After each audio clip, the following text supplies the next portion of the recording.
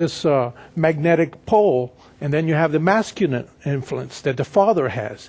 And the child is like a ball that's being tossed by the influence. And so with this illustration we have now of the father missing, the mother has to try to make up for this opposite pole and for the child to develop a well-rounded personality.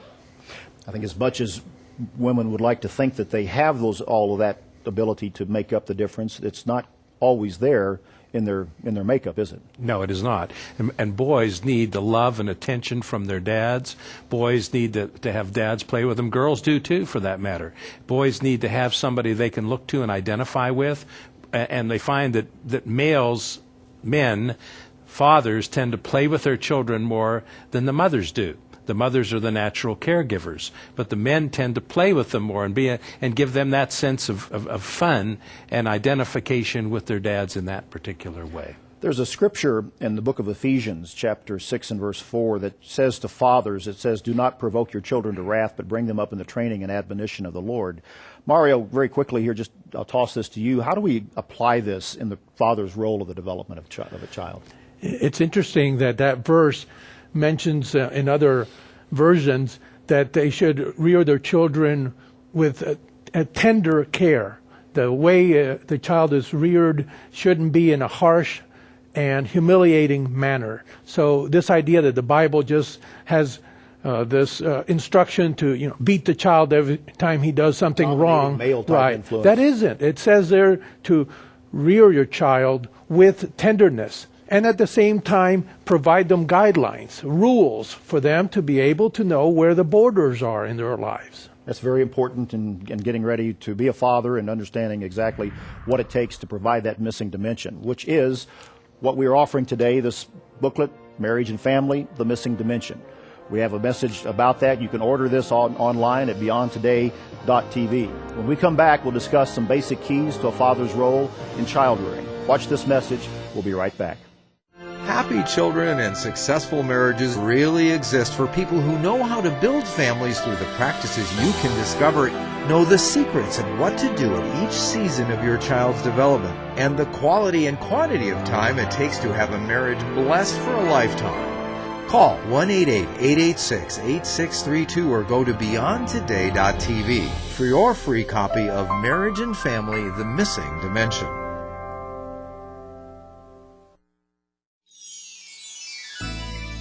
Every family needs a steady diet of good news, so get yours with your free subscription to the Good News magazine. You'll regularly read about how to apply principles of family success that always work. Raise happy children, enhance and solve problems in your relationship, and move ahead by calling toll-free 1-888-886-8632 or go online to beyondtoday.tv for the good news. Help your family succeed. And we are back. Welcome back to Beyond Today. We're talking today about where have the fathers gone. When you request the piece of literature on the missing dimension in the family, you're also going to receive a free copy, a free subscription to the Good News magazine. This is our flagship publication on Beyond Today.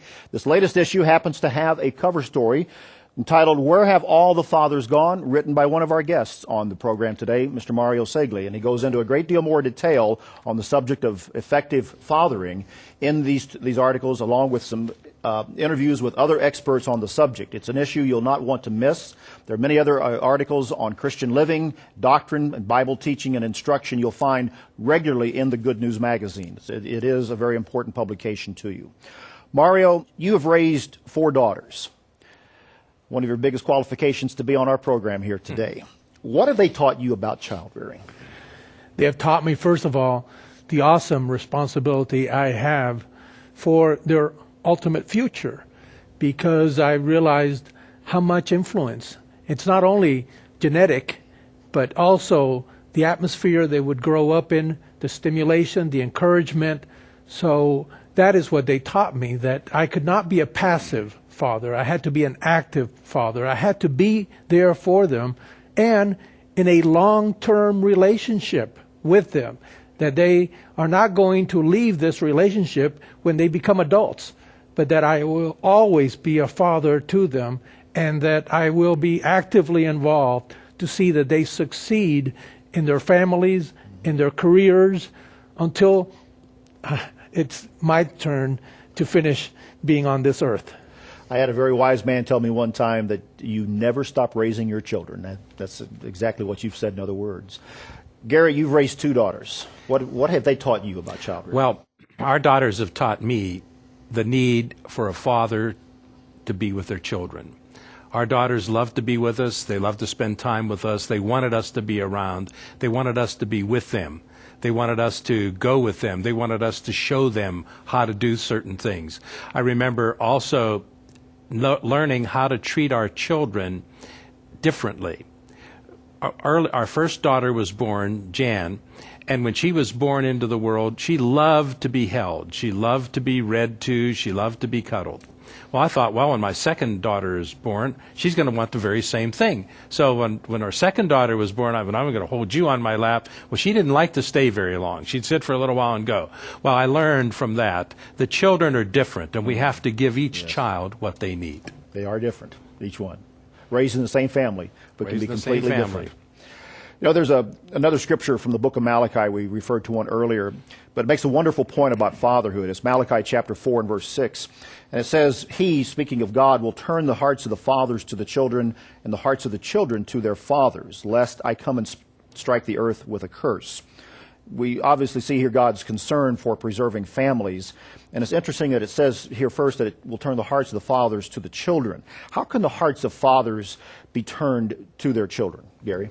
Well, the only way you can turn your heart to your children is to be concerned about them, is to care for them. And caring for them means spending time with them. As you are around them and as you're with them, and I don't mean just being in the same vicinity, but I mean actually spending time with them, doing things with them.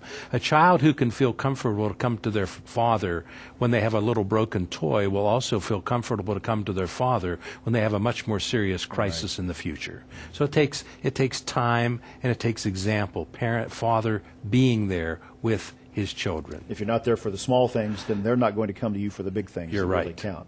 Yeah. I think the scripture also shows us the importance of initiating the bonding with the child, that God does not expect the child to have to bond with his parent, but that the parents have to take the initiative, that they have to turn the hearts of their children toward them first before the children can do it with their parents, and establish that long-term relationship and not take it for granted. This is not like planting a seed and just watering it and watching it, but that it is an active role. That's why parents now are more involved, and that's a very healthy trend, where they're having a co-parenting where both are involved in the child rearing and getting much more involved than maybe previous generations. So not everything is negative. Some things are being done better by this present generation of parents. Well, and when it is done better, it really does work, and obviously to the benefit of the children involved.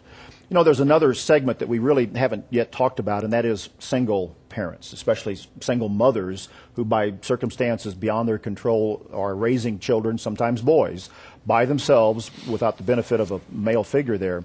I've always been a fan of the Western writer Louis L'Amour. I read dozens of his novels. A few years ago, I picked up a compilation of quotes that his daughter had put together from all of his novels, and she made a point in the introduction to this book I'd like to read here, that she said when she first began to read her father's books, she read for enjoyment. She later understood what some of his fan mail had meant, though. Women who were raising children without husbands had written to him that they were raising their children on the teachings of his books. They told their sons that if they grew up to have the morals and values of his characters, they would be good men, men to be proud of, men to shape the world. I found that fascinating, that single mothers would use his writings with positive male figures to shape their sons without a father in the home. Gary, what are some other tips that we might give to a single mother raising